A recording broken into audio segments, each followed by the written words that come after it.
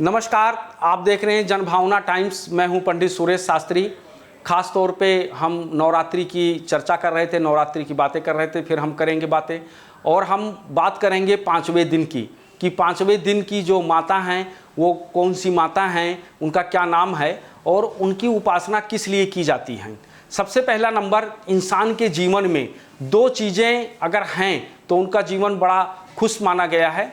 प्रथम चीज़ें होती हैं कि मनुष्य के घर में माया हो, यानी दौलत हो, पैसा हो, सुख शांति हो, ये सबसे बड़ा माना गया है।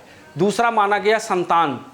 जिन व्यक्ति के घर में धन भी हो और संतान भी हो, समझ लीजिए कि उनका जीवन, उनका जो तप है वो बहुत ही अच्छा रहा होगा। तो इस तरीके से जो हम पाँचवें दिन की उपासना करते हैं वो माँ स्कंद माता की हम लोग पूजा करते हैं।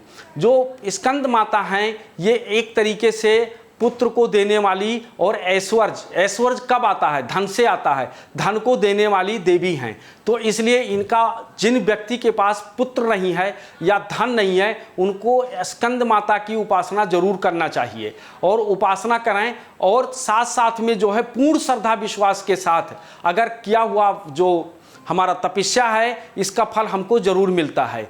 तो इनका पूजा विधि क्या है और हमको कैसे करना है? जिस तरीके से हर दिन की तरह पाँचवें दिन भी सुबह जल्दी उठकर स्नान कर लें और माँ की प्रतिमा को गंगा जल से स्नान करवाएं। इसके बाद हाथों में फूल लेकर के स्कंद माता का ध्यान करते हुए निम्न मंत्र का उच्चारण करें। या देवी सर्वभूतेषु माँ स्कंद माता रूपेण संस्था नमस्तस्यै नमस्तस्यै नमस्तस्यै नमो नमः। इस तरीके से उच्चारण करने के बाद में जो आपने फूल फल और अक्षत लिया था वो माँ भवानी के श्री चरणों में समर्पित करें।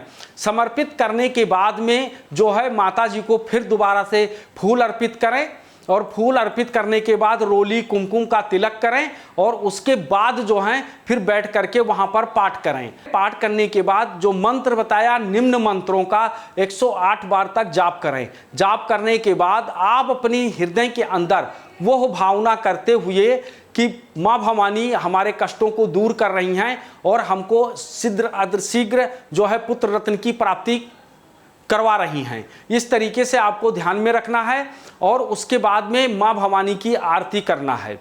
आपने देखा होगा अक्सर कोई भी पूजा होता है, पूजा के बाद आरती होता है, तो आरती का महत्व क्या होता है जीवन में? आरती क्यों की जाती है? आरती का मतलब होता है, जैसे आपने देखा होगा जब एक छोटा सा बच्चा होता है, जब वो रोने लगता है तो उसकी माँ उसका जो है एक तरीके से नज़र उतारती हैं। इसी तरीके से आरती का मतलब होता है माँ भवानी के विग्रह का या भगवान के विग्रह का, आरती का मतलब होता है नज़र उतारना।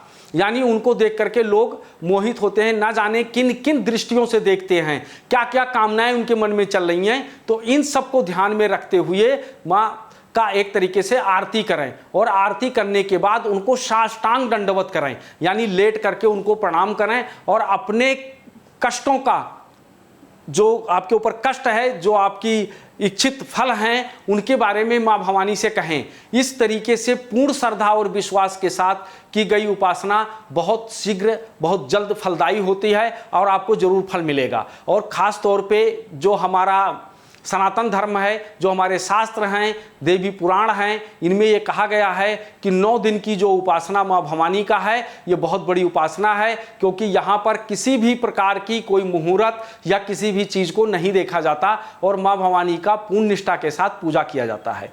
तो जिस तरीके से देखा हमने माँ भवानी का अपने चैनल के माध्यम से 5 विग्रहों के बारे में हमने बताया, 5वें दिन के बारे में बताया। इसी तरीके से हम आपको 6वें दिन के बारे में भी बताते रहेंगे।